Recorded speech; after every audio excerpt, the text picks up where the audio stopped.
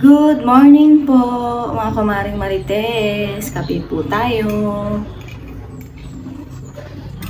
Ayan, alis ulit ako ngayon kasi naghahakot kami ng gamit ng biyanan ko. So, dadaanan na lang ako dito para diretso na ng Dasul. Medyo maaga kasi para matapos din ng maaga. So, ayan, magtinapay muna ako. Tapos, after nito, maligo muna. And then, punta na rin sa Dasul para makapaghakot na ng gamit. Update ko po kayo ulit. Paalis na ako. So, nag-voice record na po ako dito kasi nga nagmo-music si Papa. So, ayan oh. Makita niyo siya dyan. Bye, sabi niya. Kasama ko na po sila Mama. Ayan, so nagdadrive po yung kamag-anak po nila. Ang sinakyan po namin is L300. Yan po ang aming panghakot ng mga gamit ko. Wow. Naglilipat ka na? Ha? Hindi na palipat ko siya. Tapos yan. Yung mga nandoon pa. Marami pa. Nabubuhat ka naman. Iuwi ko ito oh. Pero ilagay ko muna sa ano. Ilagay ko muna doon. Tapos na po kaming naghakot. Hindi ko na po pinakita lahat sa inyo kasi noon nung pumunta naman ako dito, ipinakita ko na sa inyo. So, hinakot lang talaga namin. Umalis din lang kami. Wala po kami isang oras na pumunta dito. Ayan, yun lang po ang aming rason. After 30 minutes or 40 minutes siguro, andito na po kami sa Alaminos. Makikita nyo naman po, di ba? O, nasa McDo na. Makikita nyo yung McDo. Ayan, so medyo traffic kasi dumaan pa kami dito at pumunta kami ng Suki para bumili ng pagkain ng manok nila Mama dahil marami silang native na manok. Pag umuwi kasi ang asawa ko lagi nagpapakatay. So ayun po, nakabili na rin kami and then dahil nga anong oras na pinakain muna namin yung mga kasama namin. So kumain na rin kami ni Mama para hindi na nga magluluto pag uwi namin. So dito kami sa may Suki kumain. At ito na nga ang katotohanan. Nandito na kami sa bahay namin sa Sual. Dito is napakaganda, napakatahimik na lugar. Ayan. Tapos apakalamig paggising mo ng umaga as in. Yung bang hindi ka may stress na paggising mo puro wala kang makikitang kapunuan. Charis. Sige, buhatin mo yan. Nandito na ako sa bahay ni Mama. Ito ang mga batang makukulay. Ito yung mga gamit ko. Yo, lagay mo na lang dito, pero ba? Yun pa, oh. Dito mo na ilagay, ako na magpasok. Ilalagay ko sa kwarto ko. Si Daddy.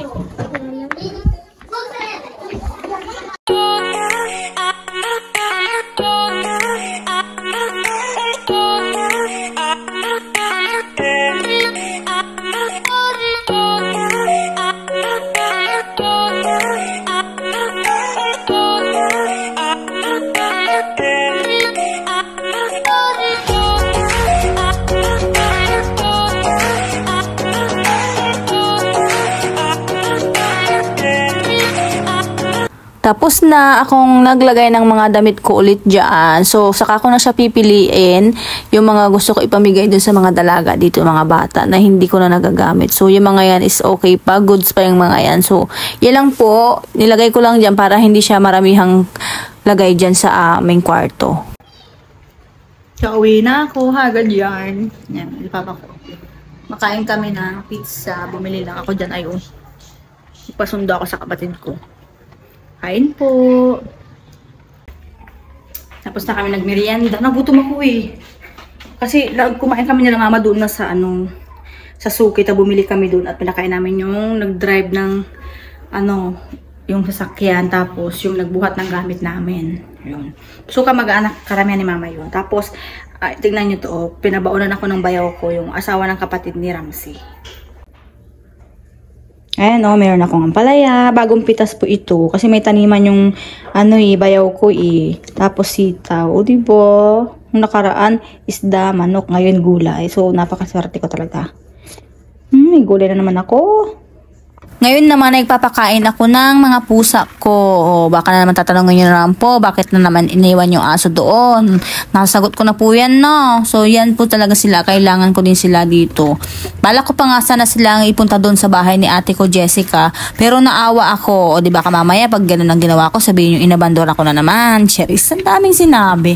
So, dyan lang sila sa tabi ko. Kasi sila, pinapakawalan ko sila dito sa loob ng bahay pag umaga, and then pagpahapon na talaga ikinukulong ko na sila dyan. And then pag may bisita, nilalabas ko yung kulungan nila doon para syempre hindi masikip, kasi nga masikip na dito minsan nga hindi na kami dyan dumadaan sa terrace doon na kami sa kabila. Sana ay maintindihan nyo na. So ayan, napakain ko lang sila, and then namaya magluto na rin ako para kumain kami ni Pap.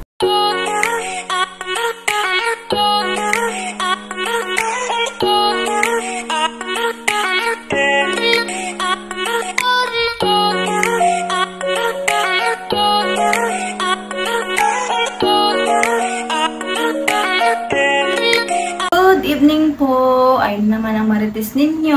Mag-skincare tayo. Mag-skincare. Excuse me po. Kasasayang kumain ni Papa. So, yun lang naman ang ganap ko kanina. Tawag dito. Naghapot kami ni Mama. Hindi ko na masyadong maraming pinakita kasi sobrang pagod ko. Ito pala yung gamit ko, clarifying lotion. Di ba? Pasensya na ha. Nabubulo lang mates nyo. Plus, vitamin E, night retain. Sabi niya yan. So, yun ang gamit ko. Papakita ko sa inyo yung gamit ko. Kasi marami nagsasabi, ano daw bang ano ko. So, ito. Zane. Kung napanood yun na yung matagal ko ng vlog yun, kung ano yung ginagamit ko sa mukha ko, ito pa rin. Hindi ko siya iniiwan. Para lang yung asawa ko. Charis. Nadama yung asawa. So, ganyan lang naman ang gagawin sa ating mukha. Siyempre, marami-rami ang ating mukha. Kailangan nating linisan. Dahil galing tayo sa pagod na life. Pagod na life. So, ayun. Skincare tayo bago ang lahat. Bago tayo mag-end ng vlog. And, pala, mag-shoutout tayo for today's vlog. Para naman mapasalamatan ko yung mga taong palagi nanonood ng vlog ko. So, lahat ng nakita ko nag-comment, ayan. Kung hindi ko mababanggit yung iba dyan, ayan, shoutout sa inyo. In advance. So, ayan, tignan nyo yung bulak ko. Napakagandang gamitin ito noon, yung dumi ng mukha ko. Napakagandang gamitin itong bulak na ito.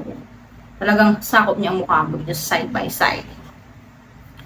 Tapos, the next is itong peeling cream. Ayan, so mapiling ako, yan, magpipiling cream ako. Pero pangasa na itong serum, ayan o, kaso naubos na. So, tipid-tipid muna hanggat wala pa tayong wala pang trabahong napapasukan. Ganun, sila na doon, diba? So, yung time natin dito is pa-shoutout na. Kasi talaga nag-impake lang kami kanina. Hinakot yung gamit gamit ko dun sa bahay. Kasama ko si Mama. So, yung Mama kong yun, supportive yun sa lahat.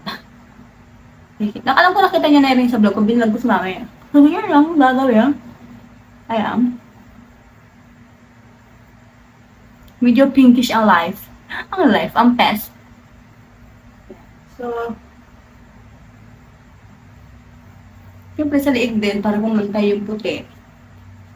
Pero, minsan, dahil sa makeup, madadala tayo sa puti talaga ang mukha.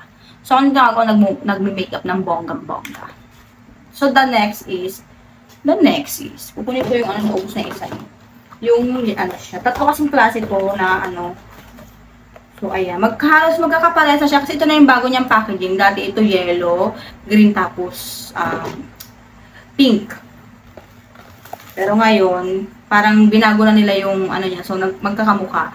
So, babasahin mo talaga siya. Dito tayo sa kulad, bleaching cream. Nalilito ako kasi pare-parehas sila. Pati ko na yung clarification. Ako ng clarifying lotion. Naging ganito na rin, same sila, diba? So, malilito ka talaga ng bongga. Hindi ka tulad natin na mayroong color coding. Ayan. So, tapos itong isang dahil isa peeling. Peeling yun, sure. Nakatapusin lang natin itong itong aking skincare routine. Next naman. Ayan.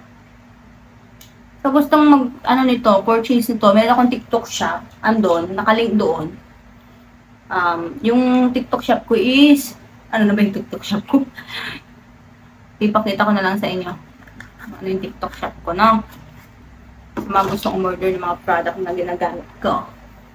Kahit ito talaga nag-stay na ako nung ginagamit. Din kasi ni ate ko Jessica to. Kasi noong, ang dami-dami yung pimples. And then, ito, I-explain ko ito sa vlog ko. Alam ko ito yung nag-vlog ko. Pero sa mga bagong nanonood ngayon, sa mga gustong mawala yung pimples, marirecommend ko siya. Pero depende pa rin po yan sa skin type nyo, ha? Maybe sa inyo hindi nag-click, sa akin nag-click, ganun. Kailangan lang yan kung baga. No? See? Ang ganda na ba ako? Cheers. So, ayun. Mahaba naman na natin ginawa na sa life natin. Ngayon is, mag-shoutout tayo. So, meron akong isang cellphone. Ito yung unang-una kong cellphone bago dumating itong isa kong pinang-vlog talaga. So, kasi talaga, alam nyo naman, di ba? So, ang una nating shoutout is si Ma'am Rose Del Rosario. Hello po, Ma'am Rose Del Rosario. Lagi siya nagko-comment sa akin. Thank you so much po. Hindi ko na babasahin yung comment niya, no? So, mag-shoutout lang tayo ngayon. Dahil ito yung may time ako. Kasi nga, naging busy ako lately. And then, bukas ulit, busy na naman ang marisin nyo. Kay Ma'am Anita Morillo. Tama po ba? Correct nyo na lang po ako, Ma'am, ha? Shoutout po sa inyo. Salamat po. Kay Ma'am Michi Manalo, ayan, lagi po siyang nanonood. So, lagi niyang sinasabi na, always here to support you. Oh, kakatouch naman kayong lahat. And then kay Ma'am Edita Camacho, ayan, lagi to since nung nag-start akong nag-vlog, laging nagko-comment si Ma'am Edita. Tapos kay Ma'am, hindi ko alam kung ano to, Etilin Kabogza. Tama po ba? Etilin po ba ang tawag doon? Siguro, siguro. So, hello po. Shoutout po sa inyo. Kay Ma'am Miss LSBC 6594. Ayan. So, Mrs. or Miss. Ayan po. Shoutout po sa inyo kay Ma'am 6594. Ayan. Kasi, babae yung picture ni Ma'am eh. Ayan. Tapos kay Carmelita Tuazon. Ayan. Hello po sa inyo. Thank you po. And then kay Ma'am Loida Kivel 228. Hello po. Kamusta po? Shoutout po sa inyo. Kay Ma'am Tessa BBKR 1867. Hello po. I-correct nyo na lang po ako dun sa pangalan nyo. Pasensya na kayo kung yung pronunciation ko or pagkabasa ko sa inyong mga pangalan hindi ko masyadong mabigkas. Pagpasensya nyo na po. Pero shoutout po sa inyong lahat. Salamat po. Kay Zenny Kasidsid 5995 ay 5295. Puro may number yung huli natin. Oo pala. Ba't ko pa may nabasa yung huli? Ano? So, ayun. Kay Ma'am Zenny Kasidsid. Hello po. Hello, hello. Shoutout po sa inyo. Kay Ma'am Solita Pensotes. Tama po ba? Hello po. Shoutout po sa inyo. Kay Ma'am Ophelia Shobal. Hello po. Shoutout po sa inyo. Kamusta pa yung lahat? Ayan. Kay Ma'am Shona. Hello po. Kay Ma'am Yolanda Santos. Yolanda Santos. Nabanggit ko na ba? Minsan ako, makakalimutan na ako, no? So, hello po sa inyo. Kay Ma'am Cynthia Sang Gabriel. Po ba? Ayan, hello, hello po. Itong isa, walang pangalan kasi nakalagay at user. So, hello po sa inyo.